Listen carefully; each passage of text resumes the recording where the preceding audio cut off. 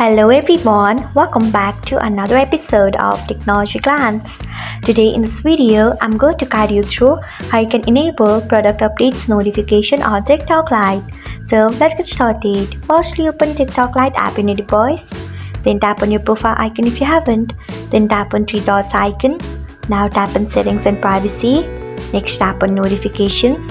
Then scroll until you find email notifications and tap on it. Now you can see the option of product updates. Turn on it by tapping on it.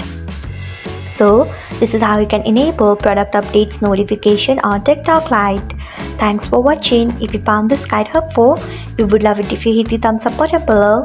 We upload great new tech tutorials like this one every day, so do not forget to subscribe to our channel and hit the bell icon so that you'll never miss another update.